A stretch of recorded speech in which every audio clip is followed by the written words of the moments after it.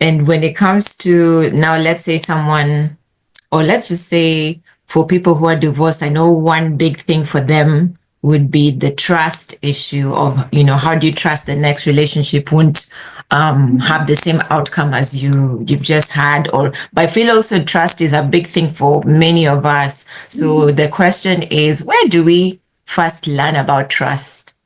I'm just going to say that would be my question right there. Where do you think you first learned about trust? Because it didn't come once you started to explore relationships. I have seen researchers that say for example, that in your home environment is where you learn about trust. And for a boy, his mom is the one that teaches him about trust. Mm-hmm. For a girl, the dad is the one that teaches her about trust. Yeah. And basically, it's the way mom and dad show up in the lives of these children, especially the opposite sex children. Yeah. Because think about it. If you are a son and your mom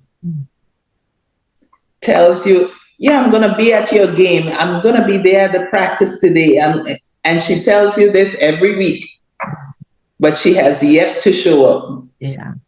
Your trust is breaking as it goes along. Yeah. But some researchers go as far back as babies, right? And you know how at one point there was this theory that it's good for a baby to cry. And so let the baby cry because it expands the lungs and all this kind of stuff, right? It didn't say how long you must let the baby cry.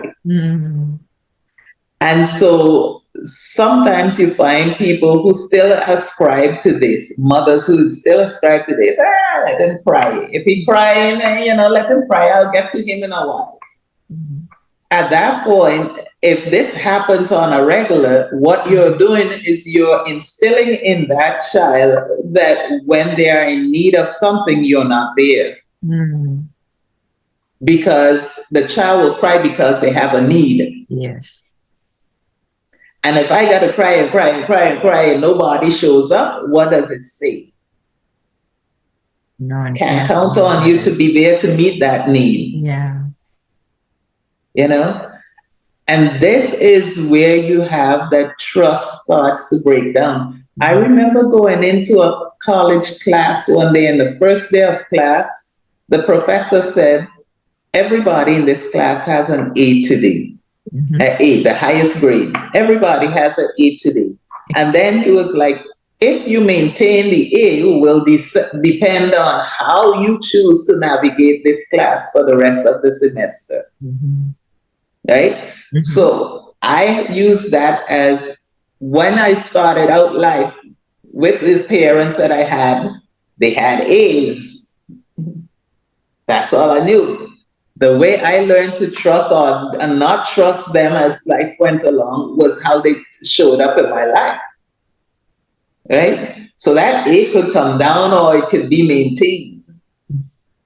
And that's how we have the issue of trust or no trust. And just like we talked about at the beginning, if you have a strong, healthy relationship as mother-son or father-daughter, then they learn to trust that person to be there, which translates then into relationships. They are looking for somebody that they can trust, and they'll recognize right away when this person is untrustworthy. Yeah.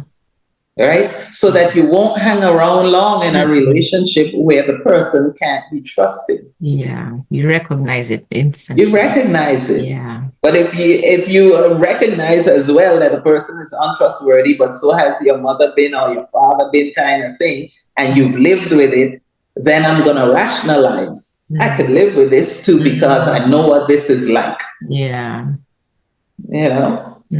Oh, wow. And now when it comes to, for us who are people of faith, when you learn what you learn about trust, as far as even being a baby or in your family, how does Mhm. that then shape our relationship or our trust with God? Exactly. Yeah. Because that was one of the things too that I had to work out for myself first, and then I had to help others work it out. Mm. Because if I have issues with trust, Mm-hmm. especially as a daughter and a father, if you have issues trusting your father in certain areas of your life, those things you transfer to God, because we typically refer to God as Father. Father, yeah.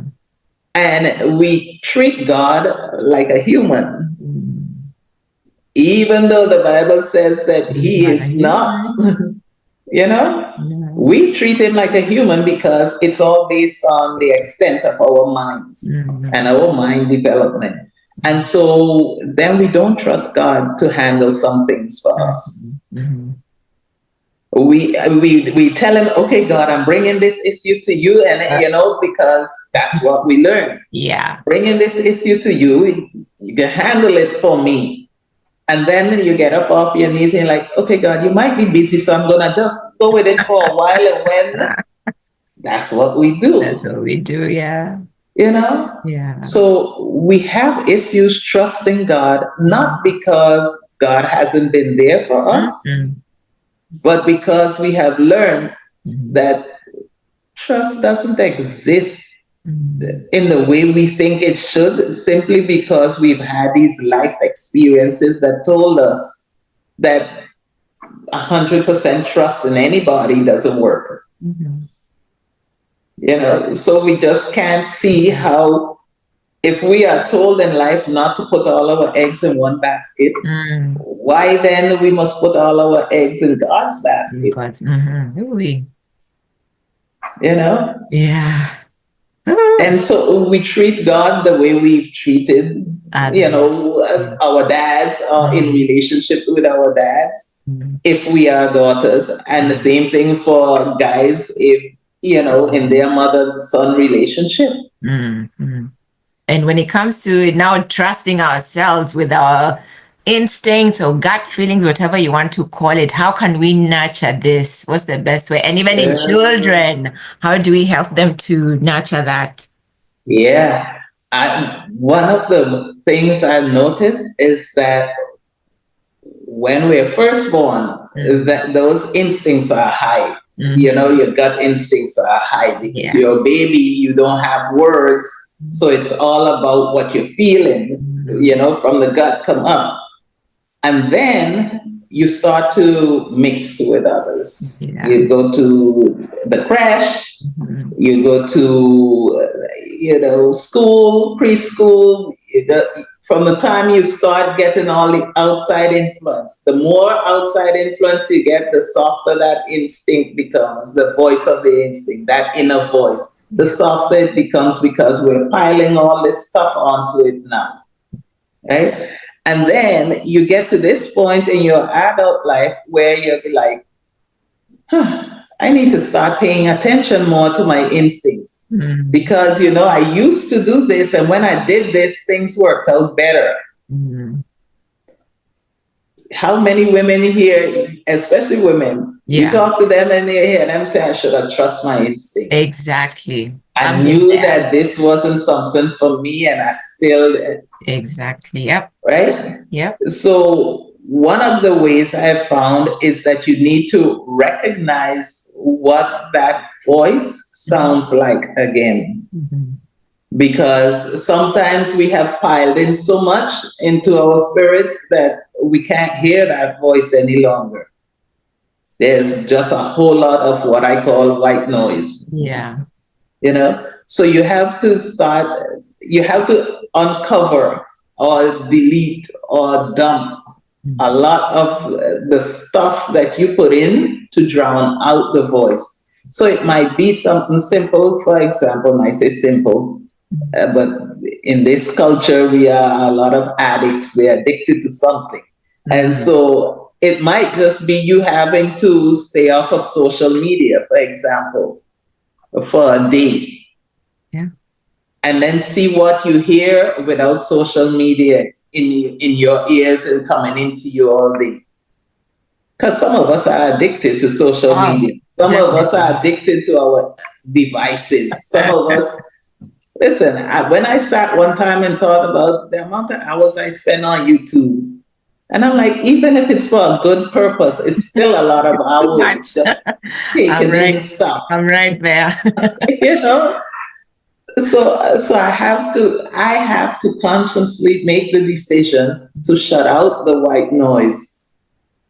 And then simple things I give clients to do sometimes, and I tell them, I say, okay, listen, for today, all I want you to do is to only do what you feel inclined to do, not what you're obligated to do, not what somebody else says you got to do, nothing like that. Just do what you want to do. And some people have the hardest time with that because they can think of so many things they should be Should doing. exactly. Yeah. Right? So these little things, little exercises help you to get back in touch with that voice from within, the instinct, so that you start operating based on your instinct again and not so much based on the shoulds and the obligations and the responsibilities. And as an adult, this is what I should do. Then, Yeah. yeah, Yeah. And I think maybe one area for sure, like your instinct will come in is you when you're interacting with others. And I know and you just feel, oh, I don't feel there's something yeah, I feel when I'm with this person. And I know earlier you mentioned about, personality training and how mhm, once you learn that it's like half the battle won. So yeah, why do you feel like it's half the battle won once you've gotten to understand yeah. the personalities? Because the way I teach personality, for example, it teaches you what your strengths and your weaknesses are as a person, right? And then it tells you that in reality, these weaknesses are only weaknesses because you focus on them so much, right? What we do know is what you focus on grows. Yes.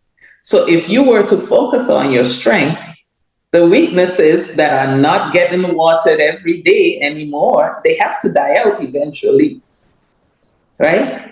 Which means that your personality comes back in balance again. Instead of you just focused on watering the weaknesses. But not just that, personality also teaches you beyond strengths and weaknesses. It gives you an example of, based on your personality, what areas of study and work you'd be really good in, right? Sometimes you have people who have no idea what they should do, and they've tried 10 different things already.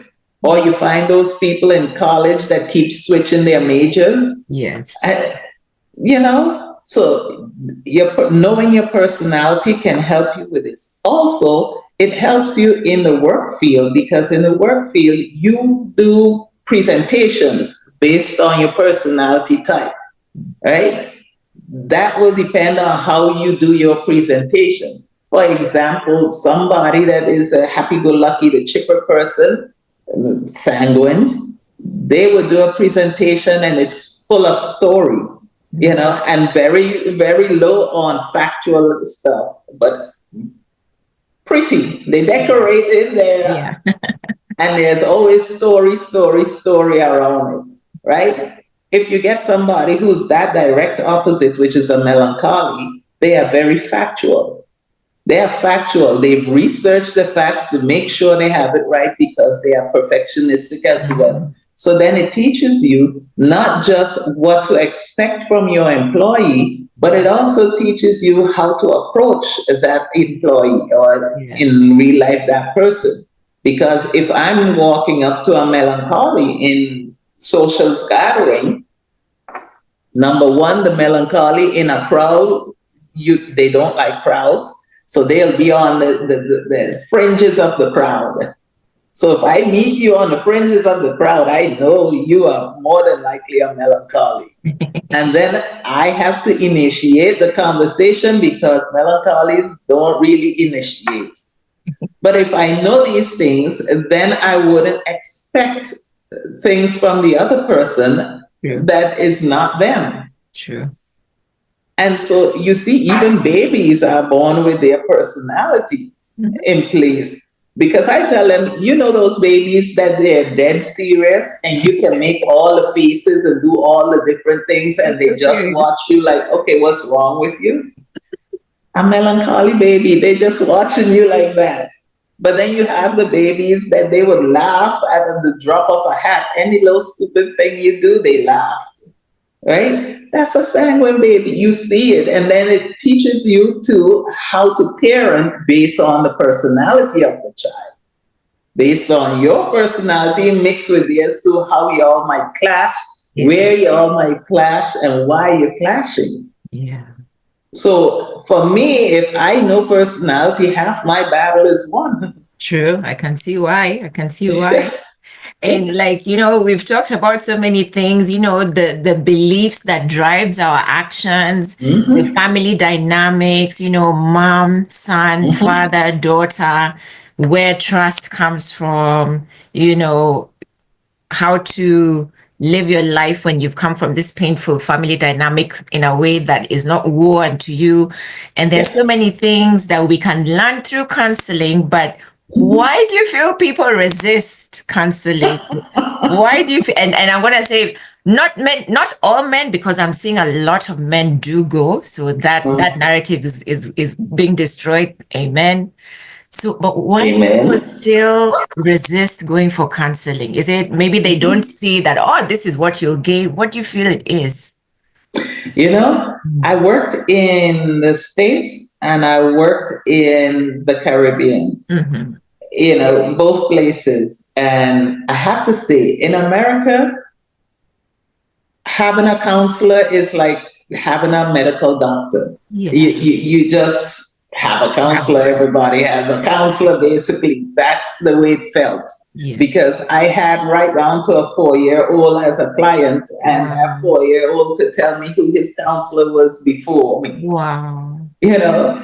So it's like it's built into community, society that they are counselors with. Even still, you would have certain ethnic groups Mm. that have a hard time accessing or even deciding to access mental health services.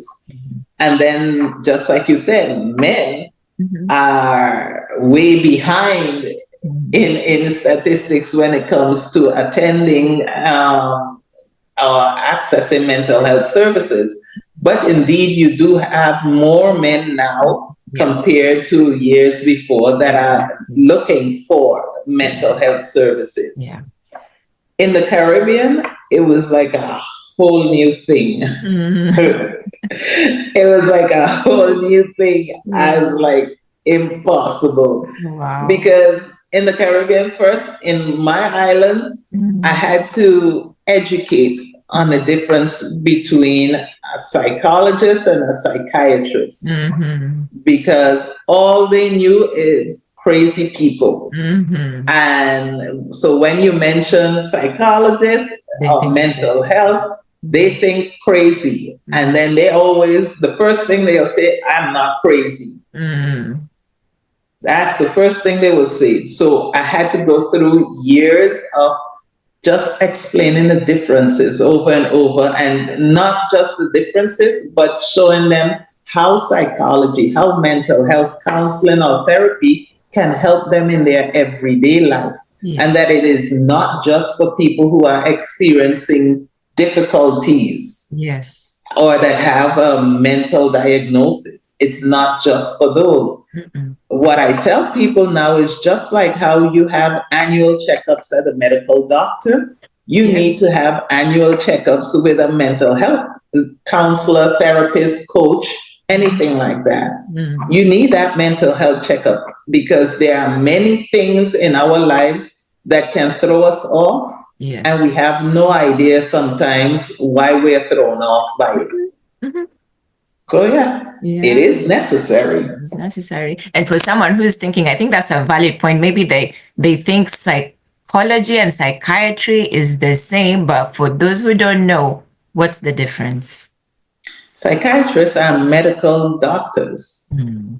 That's the main difference, right? They go through medical school in order to become psychiatrists. Mm. They prescribe medication, although you have very few variations now in psychology that I don't know if they prescribe, but they know about medication and they can handle medication, like clinical psychologists and all. Yeah. But mainly it's psychiatrists that do that, Mhm. right? And then psychology doesn't just require a mental health diagnosis. Mm. So whereas you go to a psychiatrist mainly because you have a diagnosis, Mhm. a mental health diagnosis, psychology, just like I explained, Yeah. it can be just for right now in your life, you are experiencing whatever this situation might be. Yes. For some reason, no matter what you try, you keep getting further in debt. Yes. And then you just need to be able to handle that. Yeah. Or you might be in a relationship and you're thinking, well, I'd like to move forward with this relationship, but I want to have us work out some issues that I see. Yes. That's when you go to a psychologist. That's when you look for a counselor, those kind of things. So it's for your everyday life sometimes. Yes. Sometimes you don't have anybody in your environment that you trust to talk to and hold your stuff not even secret, but hold it confidential. Mm. Then you go to a psychologist because at least you can talk to that person confidentially and Yes. that person can give you some insight and help you to connect some things so that you can move forward. Those are all reasons to go to a psychologist. And then there are so many more. Yeah. Yeah. And you've mentioned like maybe someone may be going through relationship challenges or difficulties, or they want to move forward. One example is, you've been in a relationship, you feel everything is going well, you want to get married. So then premarital counseling can be an option for Yeah. some, and for some, it is not an option. Are you still surprised by the number of people who don't go for premarital counseling, or do you understand the reasons why, and so it doesn't phase you? I am still surprised Yeah. considering the divorce rate around Mm. the world. Mm-hmm. So I'm still surprised because I'm like, are you getting married to stay married? Mm-hmm. Because it makes sense to me that if you're getting married to stay married, then you'd want to do everything you can beforehand to ensure that, give you some guarantees, give you some skills, give you some knowledge on how you can best navigate that, Yeah. right, to reach your goal. And then I'm not so surprised Yeah. because in working with couples who weren't married and planning to get married, what I had happen is that usually couples would look to come to me when they're already engaged. Yeah. And when you're already engaged, and then you go for premarital counseling, and then at the end of that, the professional advice is not to get married Yes. or to postpone at the wedding. Mm-hmm. That's the one thing people don't want to hear. Yes. And so some people just don't look for premarital counseling because they don't want to hear that this isn't the person for them, Wow. or this isn't the time for them, Mm-hmm. or they are not ready. Mm-hmm.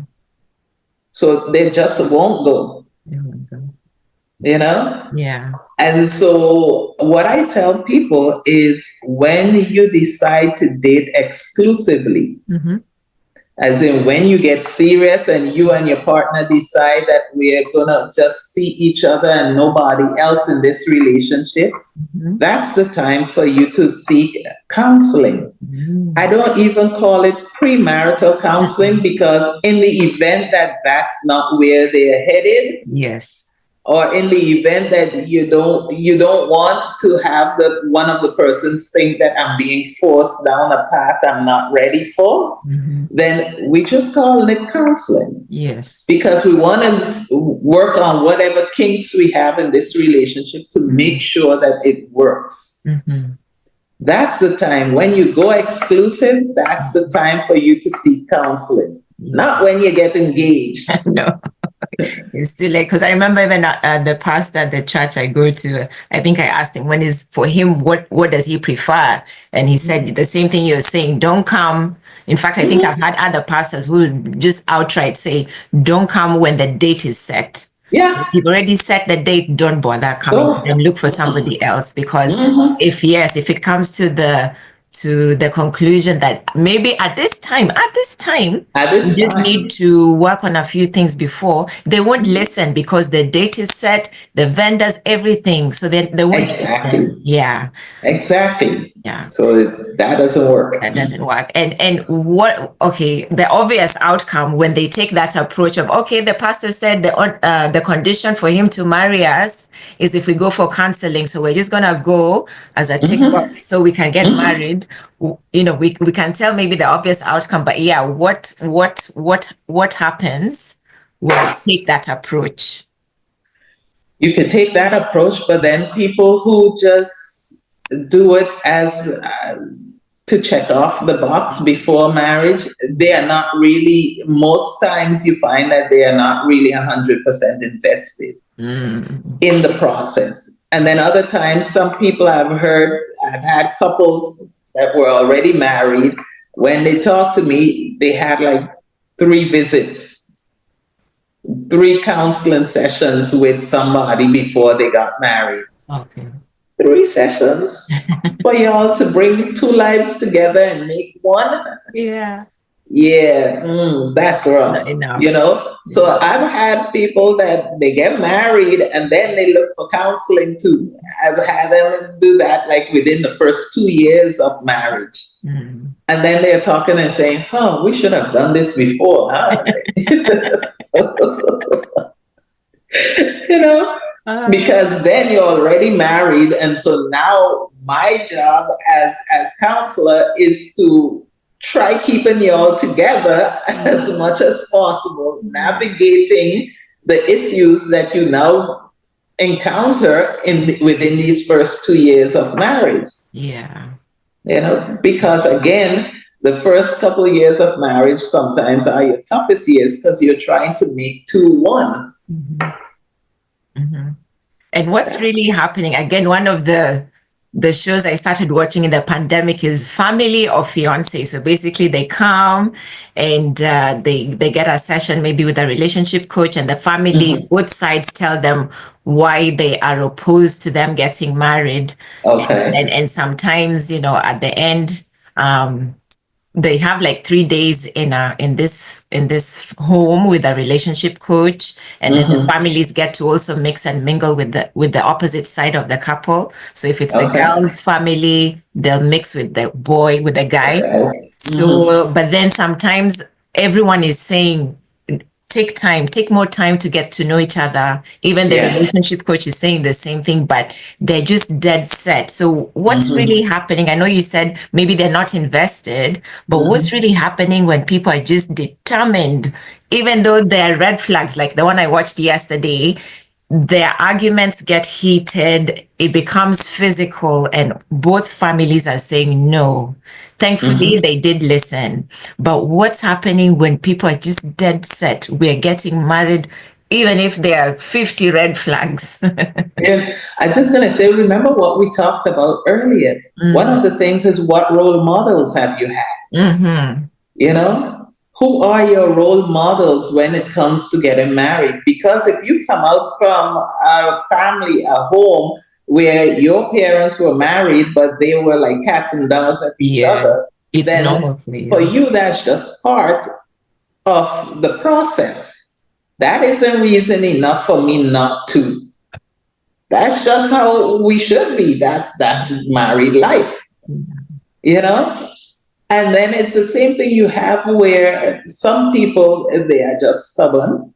They they are not open to wisdom in that regard, Yeah. because they think they know all they need to know, and you are the one that doesn't know, Yeah. you know. And so they want to pursue what they believe, what they see to be their natural outcome, Mhm. which is to marry this person. And this is only happening right now, but we'll get through this. And they've already been 8 years together, haven't gotten through it yet, but now Right. they think getting married, they somehow will get through it. Yeah. And so you have that happens where people are just resistant Mhm. to any light Mhm. being shed in their direction on their situation. They're just resistant to it. And then you have where, how with women, especially, some women, they put dates or deadlines Yes. behind Yes. I every put life this. event that they Yes. want to experience. Mm-hmm. And so if I want to be married by 30, Mm-hmm. then come hell or high water, You're whatever getting matters in married. my life at that time, I'm going to get him to the altar, We. you know? Yeah. And so I don't care what anybody says. I'm 30, clock is ticking. This is what Wow. I got to do. And I might not get this chance again. Mm. So again, the things we're telling ourselves. Exactly. Mm. Exactly. Mm. So the things that we're telling ourselves doesn't leave any space for Mm. any light to come in. Yeah. Whew. So what the people around a couple that is determined to get married, come what may, what can they do? Yeah, what can they do? Pray. Pray some Yeah. serious prayers, not Yeah. not some superficial prayers, some Yeah. deep prayers. Yeah. Which prayer? You're Yeah. gonna pray for that couple because they're not listening. They would listen. Yeah.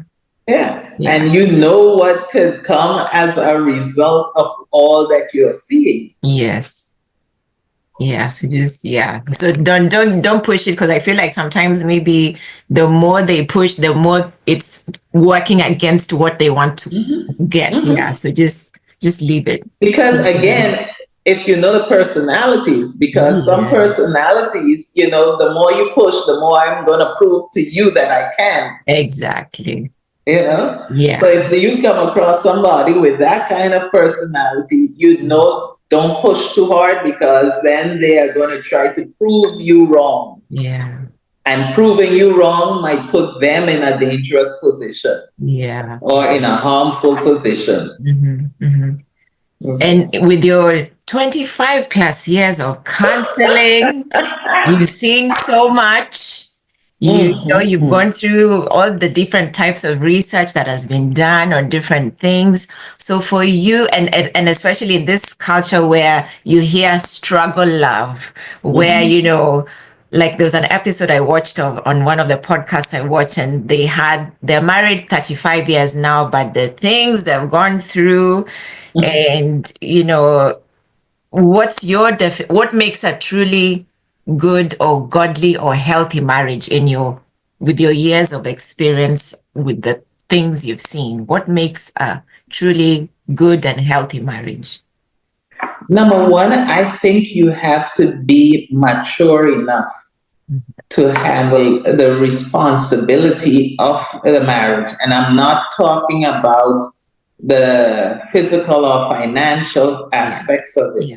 right? Because ain't a much maturity required to go out and work a job kind of thing. Some people work and then you find they're still immature. Yes. So emotional maturity is what you're talking about. You need to be in a headspace that actually lends towards being with somebody in a healthy relationship, not just being with somebody. Yeah. And then you have to have that spirit of investment.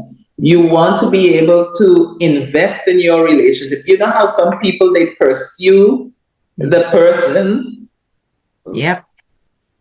and then once you get married, That's it. when you get married, that's the beginning. That's not the ending, you know? And so sometimes you have to remember that you still got to work. It's different work, but if Yeah. you want to keep it, you have to work still. One of the persons I love looking at and reading about, and I have to get her book still, is Judge Lynn Toller Okay. from Divorce Court Yeah. back in the day. Yeah. I loved I loved watching her on Divorce Court because she had such sage advice that she gave couples, and she was so insightful. A lot of times you have to be ready for it. Mhm. And most times we get into it because we want a ring, Yes. or we want to say that we have a wife, Mhm. or we got somebody to go home to, all these different things, which are wonderful, Mhm. but they're not the right reasons to Mhm. get into marriage. Yeah. When you think about the fact that you were raised in a different household and that other person was, and now the two of you come together in one household, Yeah. it takes time to figure out what are the rules governing our household. Because, well, things don't be this way in my house, and so I can't work, No. you know? And so you have to, for me, maturity is the biggest thing, emotional maturity, but also you have to learn what it actually means to be husband and be wife. What are the roles, the responsibilities? And I'm not talking about the woman must cook Mhm. and the man, Yeah. does the yard work or whatever. No. What are the spiritual roles that each of these play? Because you can't look, for example, black women, we know how to run things. Yeah. Because we know how to run things in our mind, Mhm. we want to run that show too. But Yes. what's the point of God saying that the man is the head of the home kind of thing, or the priest of the home, Yes. when we try to be everything in the home and then tell the man that he's not doing enough? Mm. So you have to know what space is yours to occupy in a marriage, and he has to, and you can't wait until you get into it Mhm. to then figure that out, because that used to be then, and because people were more willing to stick it out and work through things. True. But now, because we have such a high divorce rate, it is advisable that you do all this prep work in advance. Mhm. Don't even wait until you get in a relationship. Mhm. Even when you don't have somebody that you're involved with at the moment, that's the time for you to start working on you. Yes. If you know you are somebody who loves control, then you know you got to start working on releasing some of that control. If you have been living by yourself for a long time, then you know that things are not always going to be where you put them Yeah. once you get into a relationship. And Yeah. you have to start telling yourself to be okay with that. Mhm. You know? Things like those, they seem simple, but they make a big difference because too many couples get into these little squabbles. And those little squabbles are just indicative of the bigger issue, which is I don't think you're taking my feelings into consideration. I don't think you hear me when I say whatever. I don't think you see my need for whatever. Right? So you have to be preparing yourself. Mhm. And it's like nowadays everything is about what does a man have? Yeah. How What many type of figures? job, Yeah. Mm-hmm. what this or that. So I typically tend to say I listen to all the requirements of the female, if it's a female that came to me. Yeah. And then I ask, okay, so what are you going to bring to the table? Mm-hmm.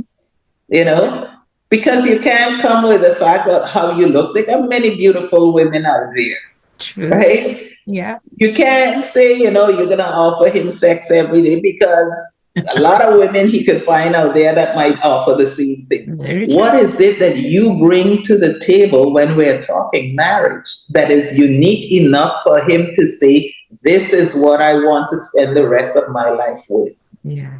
You got to develop some things. And we're not talking about, I got X amount of dollars or euros or whatever. Mm-hmm. We're not talking that. No. What is it you offer character wise? How can you help to encourage him to be a better him, to continue being the best him that he can be? All those things. How will you add to his life and not just take from him? So it goes both ways. Because sometimes in this world nowadays, you can find guys too who take from the woman and not Yeah. really add value to her. Exactly. Whew.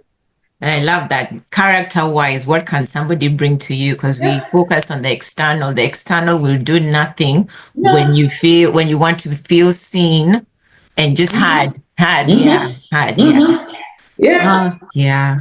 So So emotional maturity goes a long way. it goes a long way. It goes a Mm-hmm. long way. Yeah. So it's not and I know for guys, they're thinking, oh, I must be financially stable and all that, which, yes, in this world and economy, yes, that's important, Yes. but your character, because we Mm-hmm. can be going through struggles, but your Yes. character Yeah. is You what's know, sailing us through, actually. Yeah. uh-huh. I remember when I was in college, at that time, they told us the number one reason that couples got divorced Yeah. was because of financial issues. Yes. That's what it was back then. And then fast forward 20 years, and Mhm. then the number one reason for couples to get divorced became ineffective conflict resolution Mhm. skills. Mhm. As a team, they didn't have quality conflict resolution Yes. skills. Yeah. So I don't know what number one reason is now. Yeah. It keeps changing. you know Yeah. but just think about it, because we still see some people who struggle with conflict resolution skills. And they, again, they if we go back to what you said, if we didn't see it, exactly. but then we also have the choice to Mm-hmm. say, okay, I didn't see it, but I would Yeah. like different, so I'm going to Yeah. start pursuing how to get different. Because yeah, Mm-hmm. sometimes I feel people just saying, oh, I didn't see the example. Okay, how long are you gonna stay in that? Yeah. And I always recommend to people who are considering marriage, even if you're not in a relationship yet, then start forming friendships with successful couples. Yes. People who are married and who make marriage work. Mhm. You want to find out from them what the secrets are to making marriage work, because you can hear it from every expert out there, but sometimes the people who are doing the real work, the everyday work of maintaining a healthy relationship, Yeah, they have the best advice. they do. They do.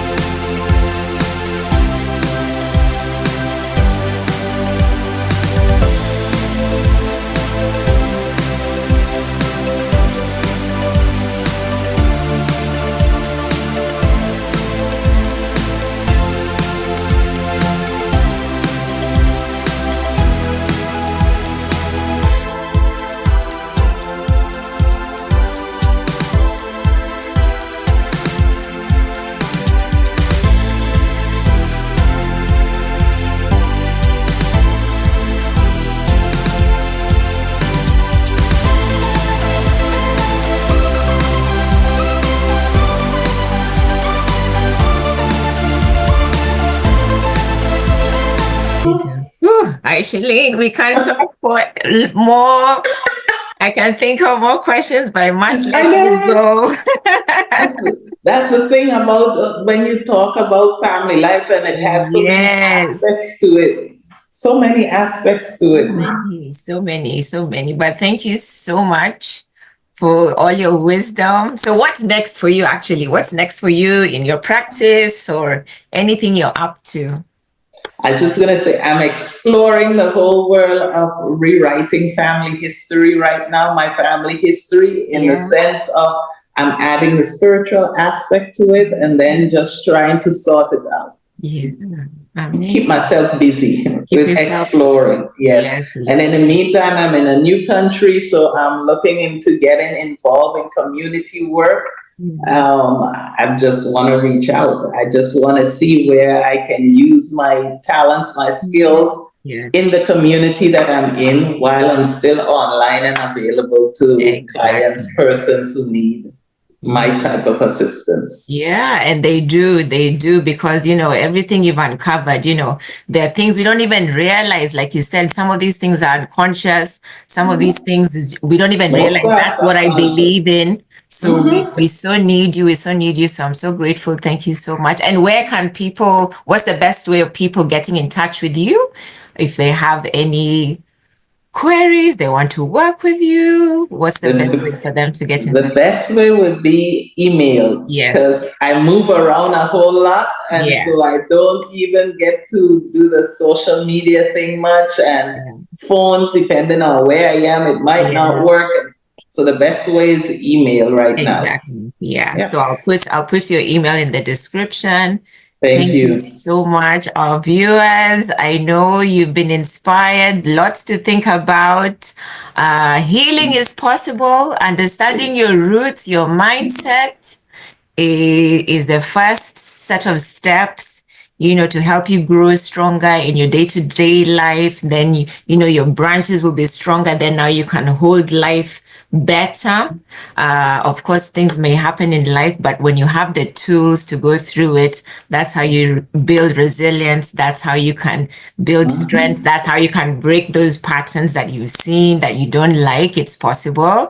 And of course, for the unconscious ones that you may not even know about, please consider working with a counselor or therapist. They'll really help you in a day-to-day basis. I love how you said it, Aisheline, in a day-to-day basis. You don't have to wait till things are broken. It doesn't mean you're crazy. No? We just need help with the things we've experienced, the things we've seen, the things we've gone through. And so a neutral party like a counselor or therapist can be such a person. So I'll share Aisheline's contacts.